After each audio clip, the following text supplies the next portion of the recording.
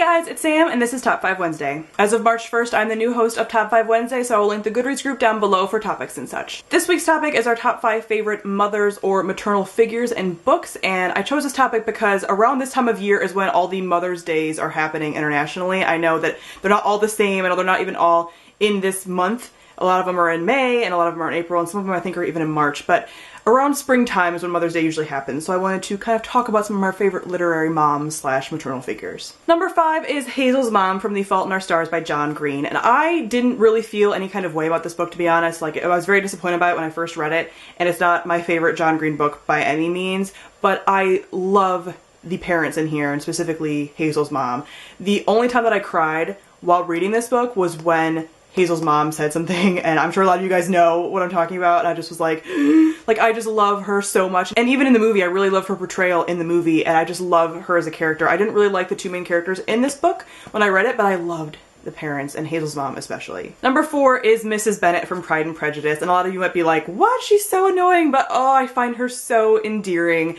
I just love her. Yes, she's a little bit nuts sometimes, and she's anxious, and she's just so like flighty, and all of this stuff. She has so many flaws, but I find her a very realistic mother. Like, she's the only one who's worried about their situation, and she has a lot of things to worry about because the dad, while he is also amazing, is not really worried about it, and she is just so full of like anxiety, and I just feel like she's a very realistic mother figure. Like, I feel like a lot of us can see our own moms in a lot of ways in her. So I absolutely adore her. I have a really soft spot for her, even though she can be like so irritating at times, but that's just moms.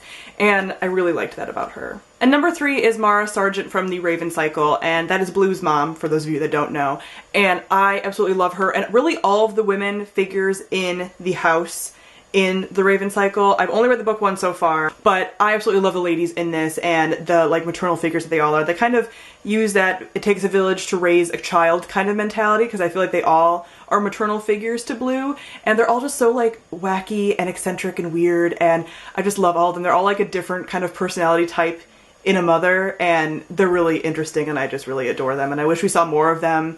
But all the characters in this series are amazing, so I can kind of say that of everybody in the series, to be honest. And number 2 is The Women of the Rue Family from The Strange and Beautiful Sorrows of Ava Lavender, and this story follows all of the women in Ava's family. It follows Ava, and it follows her mom, and it follows her grandmother, so it actually goes in the opposite order: grandma, mom, and then Ava.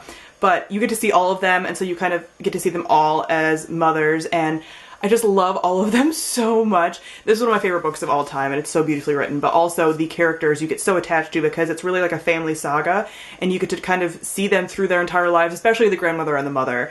The grandmother especially. I mean, I just love both of them so much. I really couldn't even pick a favorite character from this because they're so amazing, and they're not even ideal mothers necessarily because they make mistakes and they're flawed, and that's the great thing about them, is they are flawed, and they're so interesting, and you understand their pain and why they are the way they are, and it's so wonderful. I just love these ladies so much. And number 1 goes to Mia's mom from If I Stay. Now, I read this book on audiobook and I absolutely adored it, and I also love the film version of the parents as well. I like both the mom and the dad, again, kind of like The Fault in Our Stars.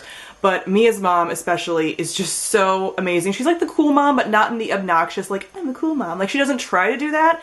And she's so understanding. They have such a close relationship, and it's just so beautiful, and all the flashbacks that we get of her, she's just so nice. She walks that line between being a friend and being a mom. Like, you can't have a mom that's all friend, you know? But she does walk that line between being a mom that Mia can actually trust and talk to in a normal way, but she's also still a mother, and she also still is disciplinarian and stuff like that. So I just love her, and I love her portrayal in the films, like I said, and she is so important to me. Like, when I thought of this topic, she was the first mother that came to mind because I just adore her.